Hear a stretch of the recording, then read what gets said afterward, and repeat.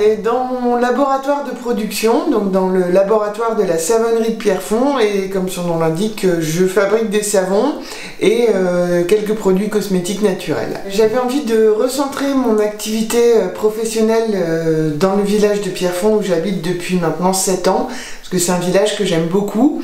Je trouve qu'on a un village magnifique et qu'on n'avait pas beaucoup d'artisanat.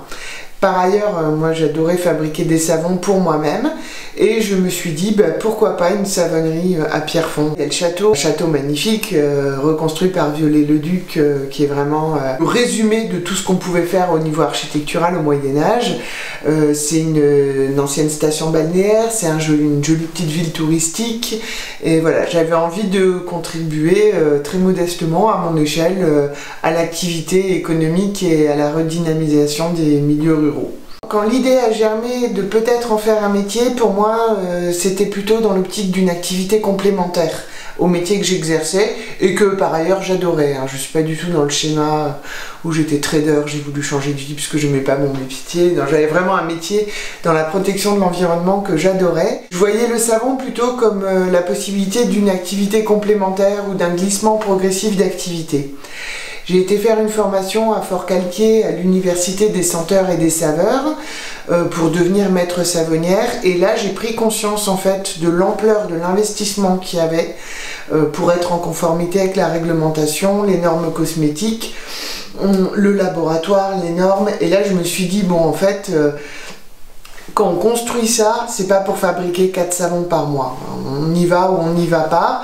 Du coup j'ai pas mal cogité puis j'ai décidé d'y aller. Pile au moment du Covid, c'était une riche idée. C'était envie d'en savoir plus pour moi-même et puis une pointe de curiosité en me disant si ça me plaît vraiment, on verra.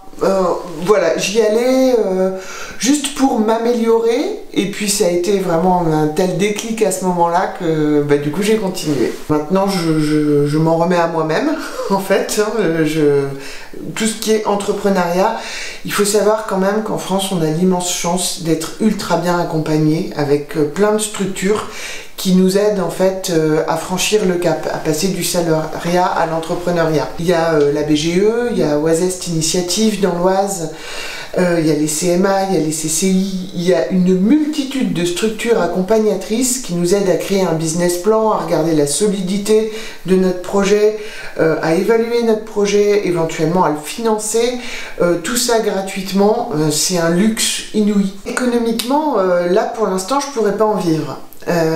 Parce que la crise du Covid est passée par là, le démarrage a été beaucoup plus long que prévu, mais c'est pas une surprise, tout n'est pas à cause du Covid. Moi je m'étais laissé 3 ans entre ma démission et pouvoir vivre de cette activité. Je m'étais laissé une période de 3 ans. Là j'ai grignoté un peu trop de temps avec le Covid, ça va faire 1 an et demi, j'en vis absolument pas. Je pense pas en vivre cette année non plus, mais c'était prévu. Ce qui serait bien, c'est de pouvoir en vivre en 2022. Et donc là aussi, il faut apprendre un nouveau métier, les maths. Calculer le coût des matières premières, essayer d'ajuster le tir par rapport au prévisionnel qu'on a pu créer dans son labo imaginaire avec des commandes imaginaires. Moi, l'idée, c'était vraiment de faire du local.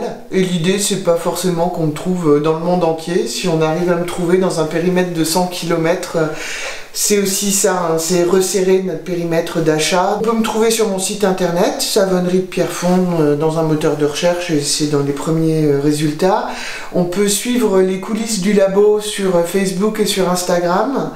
Et sinon, on peut retrouver mes produits chez certains revendeurs localement, des fleuristes, la pharmacie de Pierrefonds, l'office du tourisme. Alors, les sources d'inspiration, elles sont hyper varié. Ça peut partir d'une couleur qu'on a envie de reproduire dans un savon, ça peut partir d'une senteur qu'on a envie de retrouver dans un savon, ça peut partir aussi d'un ingrédient, d'une matière première dont on connaît les qualités et les bénéfices et qu'on veut absolument intégrer à une formulation cosmétique.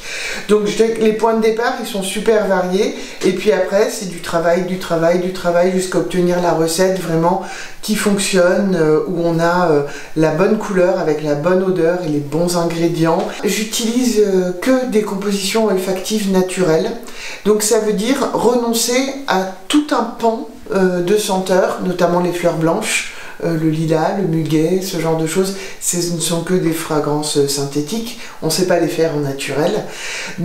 Tout ce qui est très fruité, pêche, framboise aussi, c'est pas possible en naturel. Et après, je travaille avec des compositions olfactives naturelles qui sont créées par un artisan près de Grasse, ou alors avec des huiles essentielles. Mais dans ce cas, je m'en sers pas uniquement comme parfum. Je m'en sers aussi parce que je recherche leurs propriétés. Ce qu'on fait ici, c'est de la saponification à froid.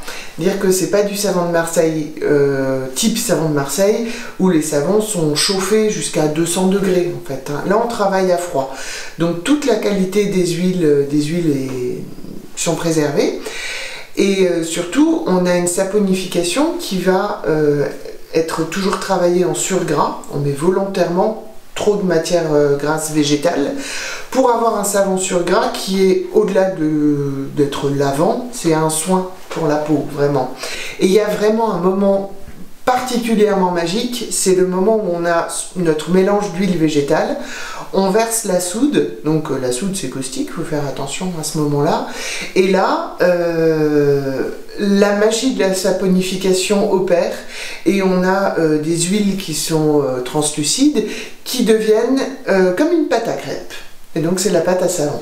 Et ce moment-là, moi, personnellement, celui que je préfère, je trouve assez magique. J'encouragerais les gens à se tourner massivement vers l'utilisation de savon et à renoncer petit à petit au gel douche, que ce soit mes savons ou ceux de confrères et de consoeurs. L'important, c'est de consommer un savon artisanal et local et bien fait, parce qu'on est sur un produit zéro déchet, qui ne pollue pas l'écosystème, qui n'est pas très polluant à la fabrication, qui n'est même pas du tout en fait. Surtout si le sourcing est responsable avec des produits bio, etc., comme c'est le cas chez moi et chez de nombreuses consoeurs. On utilise environ 2 bouteilles de gel douche par mois sur une famille de 4 personnes, ça fait énormément de plastique à usage unique. Le savon ne produit aucun déchet puisqu'il est utilisé jusqu'au bout et moi mes boîtes sont compostables, donc voilà, s'il y avait un message à faire passer, ça serait de revenir au savon. Enfin,